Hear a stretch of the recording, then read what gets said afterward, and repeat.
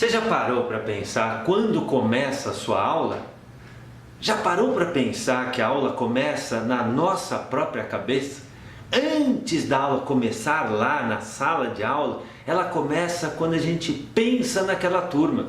Por isso que é muito importante chegar à escola animado ou em paz, chegar com energia boa, porque os alunos sentem quando a gente tem vontade de dar aula. Isso é tão claro. Você não sente isso? Quando tem uma pessoa tocando num barzinho, você sente se o cara está ali com vontade ou se ele está ali desanimado. Você não sente quando o garçom está com vontade de te servir ou não? Quando a pessoa está cortando o seu cabelo desanimada de qualquer jeito ou quando ela realmente se importa. Até o bolo da padaria, estou falando das situações simples, a gente sente quando foi bem feito ou quando foi feita de qualquer jeito. E aí, se a gente tem uma boa dose de egoísmo, no melhor sentido, egoísmo no sentido de se querer bem, né, que é algo saudável e importante, não tem nada mais inteligente do que entrar em sala de aula animado, motivado, com energia boa ou equilibrado, em paz, porque os alunos vão ser um reflexo disso. Ora, se eu estou ali emanando uma energia boa, emanando paz, emanando equilíbrio, dentro da minha mente, querendo ter um momento significativo, fica muito mais fácil eu ter isso de volta. Agora, se eu entro irritado, zangado, desmotivado, se eu entro com aquela cara assim, se eu entro sem vontade de estar lá, eu tenho 30, 40, 50 alunos que vão me devolver isso. Eles perdem e a gente perde muito mais. Então, o primeiro ponto é a gente sair de casa animado, botar uma música boa, pensar coisa alegre, botar um perfume gostoso, tomar um banho bom e chegar com energia para fazer a diferença. Para os alunos terem uma boa aula, mas principalmente para a gente ter um dia bom como a gente merece. Uma primeira dica muito bacana que eu aprendi é utilizar bem da agenda na lousa.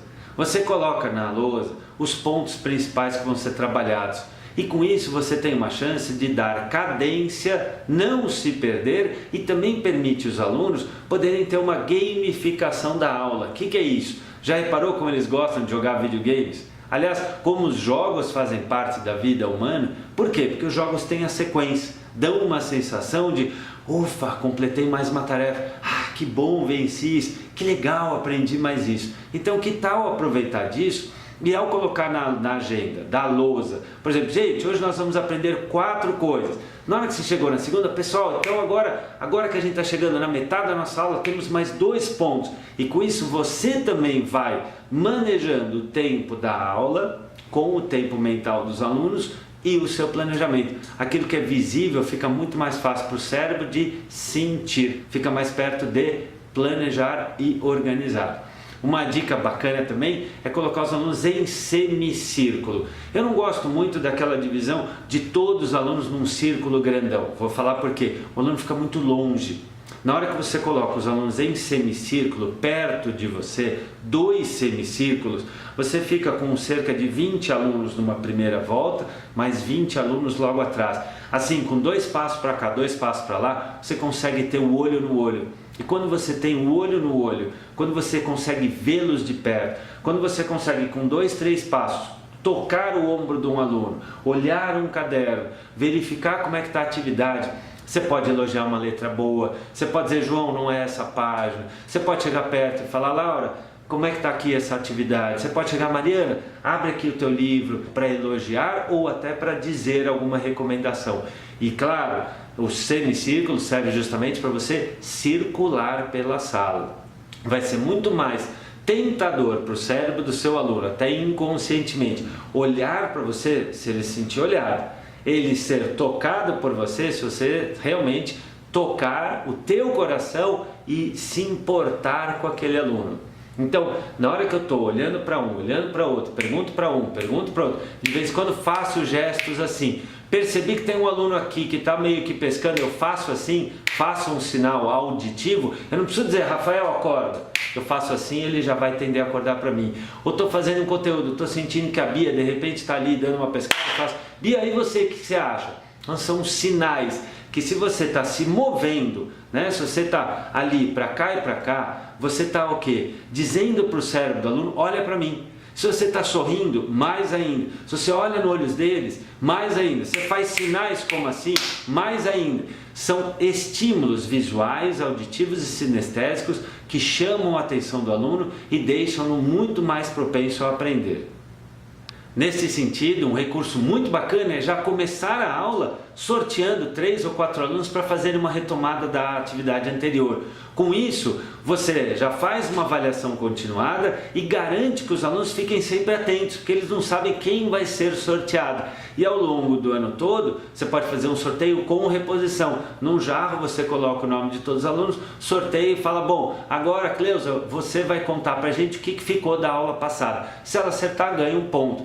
E a turma pode votar dizendo assim: valeu, meio certo ou não valeu. Quem disser meio certo tem a oportunidade de completar o que a Cleusa falou. Se completou certo, ele ganha um ponto. E aí você volta para a Cleusa: Cleusa, agora costou as palavras, o que o Pablo falou. Porque aí a ideia não é diminuir o capital intelectual da Cleusa, não é colocar a Cleusa para baixo, ao contrário, eventualmente ela não lembrou, né? Se perdeu, se distraiu, teve uma semana difícil, então o colega faz uma contribuição e a gente devolve para a aluna aquela oportunidade de se ver o quê? Valorizada, de se sentir validada e considerada. Uma dica importante, falando de manejo de tempo, é terminar a aula 5 minutinhos antes. Então, se você tem 50 minutos, se planeja para 45, pelos imprevistos, pelas dificuldades que podem surgir no caminho, ou mesmo para fazer uma retomada. Da mesma forma que a gente pode fazer no comecinho da aula, a gente pode fazer ao final. 3 ou 4 alunos vão dizer: gente, qual o resumo da aula, o que ficou hoje, o que foi mais significativo, o que foi mais interessante para você. E fundamentalmente, mais do que falar, o bom professor precisa escutar, perguntar para os alunos.